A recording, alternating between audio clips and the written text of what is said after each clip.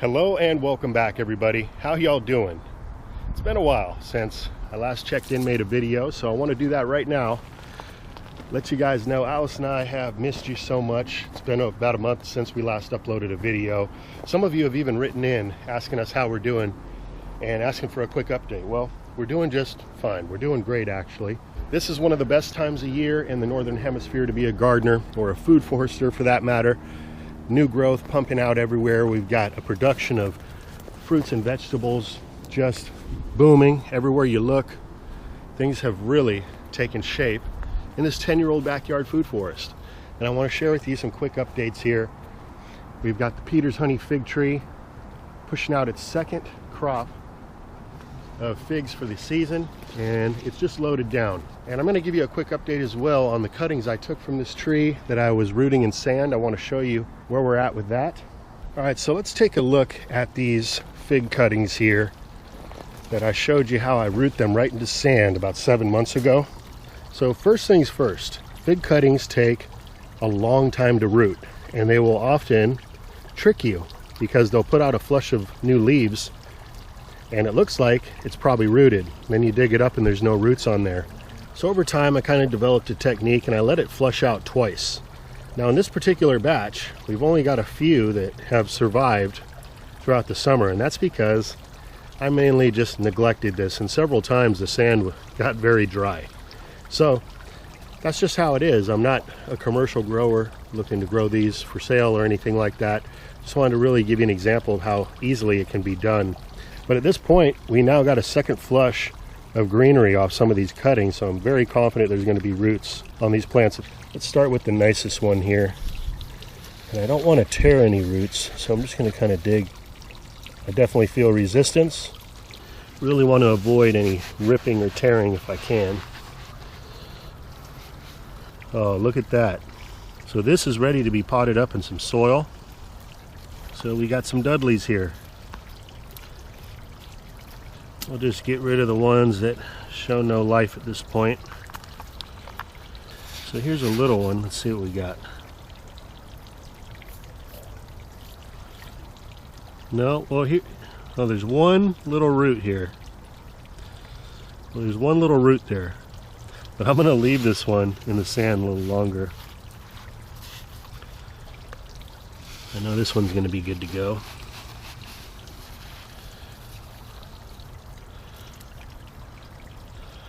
Few roots.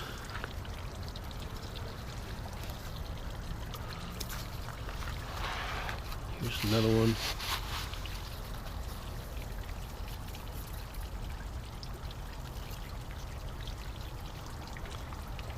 There you have it. That's by far the best root ball. So we'll get these potted up real quick, and boom, we've got 3 more delicious fig trees. And if you want to see the entire video when I took these cuttings, I'll put a link to that video below. But essentially, I just took cuttings off the fig tree and plopped it in sand. I did my best to keep it moist. Like I said, at one point it dried out a few times, which kind of killed off some of the cuttings. But, you know, if I was really serious about propagating, then I would have paid more closer attention to it. Probably even set up some automatic watering around this little container here. And y'all already know I'm a big advocate of using mycorrhizal inoculant when transplanting crops. Works for just about everything other than brassicas. Creates these nice little root extenders that help your plant to really develop a robust root system that can further reach out into your landscape to pick up nutrients and water. Even in a potted situation, this is good because this entire pot will fill up with this mycorrhizal inoculant. And then when we transplant into the ground, it'll just spread out. So I put a little bit in the hole, and I also put a little bit on the roots directly. Little goes a long way. And this is just some outdoor potting mix, nothing special. Bagged potting mix from the big box store. Now I'm going to go ahead and harvest some of this fish pond water for the added nutrient by dipping my watering can in there.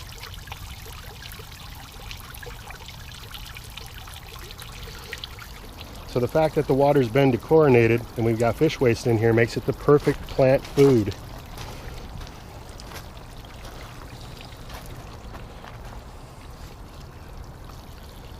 We'll water these in really well, and we'll keep it in dappled sun for a while until we start to see some new growth emerge. And I'll make sure to keep it out of direct sunlight for at least a few days so they don't go into shock.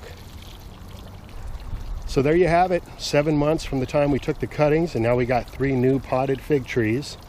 And we'll let these continually grow out throughout this growing season. Over winter, those little plants will go dormant, but they'll have a nice root system established. And beginning next year, we can put those right into the ground, or we can let them grow out, up pot them to maybe a 5-gallon pot. And hey, if you don't have more room for fig trees in your yard, maybe you got a friend who does, or maybe you got a way that you can sell these to somebody, make a few extra dollars. And here's another quick update. If you've been following along, you're going to recognize all these different projects that I'm referring to here, but I took a cutting of lemongrass from one of our plants that we were growing, just one stalk, put it in a pot here. You can see now we've got a nice healthy plant ready for transplant or for sale, whatever you want to do with it. But we are establishing this crop here and there and everywhere throughout our food forest design. Not only is it a wonderful edible crop, which makes delicious tea, soup bases, that's mainly what we use it for, but it's also a great chop and drop. And in the wintertime, when these leaves all turn brown, we can take that down, cut it back, and use it as chop and drop. And these blades of grass, they're very thick, and they last a long time as mulch, so they do well, especially around trees. You can see where we had all the fava beans growing here, all these dry pods. We're just kind of letting some of them drop. You can see there's a seed right there. Every year we leave a few plants like that just to kind of self-seed. And here is one of our Armenian cucumber plants starting to take over that trellis. We've already harvested a couple of these, and it's really starting to boom out now. Some baby ones there. And our hugel tunnel, our trellis crops are doing good. We've got a zucchini here. The zucchinis do really good on hugel culture, by the way. I'm going to show you another example on my hidden hugel culture mound. Here's a volunteer perennial green from one of the seeds that just dropped off the plants growing around here. This thing was up against the trellis and then toppled over in weight. But look at these leaves here in the summer. And it's pushing out new growth tips everywhere. I'm going to take some cuttings of this plant and start really harvesting these leaves so that it can continue to flush out. Over here we've got some rattlesnake beans. I love grazing on green beans like this when I'm out in the garden. These vining crops here are the chayote squash. Then towards the base we got a volunteer ground cherry. These pop up here and there throughout the garden every year now. Wonderful crop to get established. We got temperate climate. It'll continue to just come back year after year.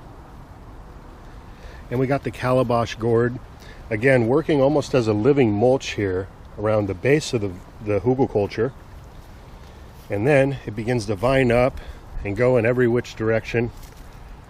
And you can see all the little flowers here getting ready to produce some wonderful gourds for us. Edible gourds when they're young. And then tucked in back here, we've got Malabar spinach, another heat-tolerant, heat-loving green, really. We've got those growing all throughout this tunnel. Here we've got a volunteer spaghetti squash, and then behind that, again, hiding back here, we've got more Malabar spinach. Here we've got a patch of the sweet potato tops that we planted over here. You can see they're really flushing out nicely, and mixed in, again, some more ground cherries that volunteered. But we've been eating off of these sweet potato greens. We got a patch here and in the chicken run for about 3 weeks now. We've been having nice abundant harvests of those. One of my favorite greens during the summer to eat. And look at this gigantic zucchini plant. Again, really loves these hugel culture beds. And we're letting one of these guys just grow to seed. But again, you want to grow some huge zucchini plants, plant it on hugel culture. Here's another bed over here where we've got some spaghetti squash, watermelon, lemon cucumber, perennial tree kales and such. and we have been getting a boatload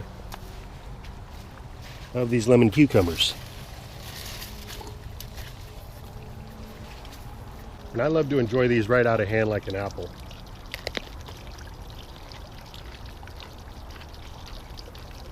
And hey, you remember our sardine experiment that we did? Putting sardines at the bottom of our potted plants here, these longevity spinach.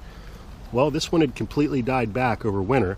We left the pot outside and it's come back and flushed out a lot of new growth here. And this was the sardines with the brine. The other pot didn't make it, but this one is fully flushed out. There's many cuttings we can now take from this plant. Well, that's going to do it for now, my friends.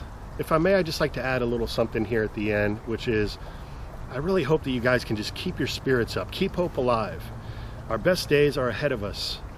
And right now we need to all come together as a people and love one another, keep joy at the forefront of how we live our daily lives.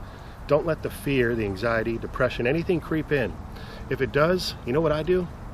I pray in to the Most High, my Lord and Savior, Jesus Christ. That's what I do. And I'd encourage you, if you haven't done that in a while, or maybe you've never done it, give it a try. Because when we work in tandem with God, amazing things happen. Miracles happen every single day.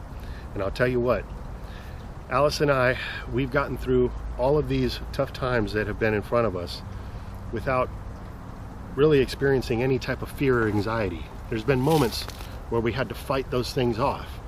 But for the most part, we've been blessed and we're loving each and every day. I'm thankful for every day of life. I don't tune in to the negativity and the darkness.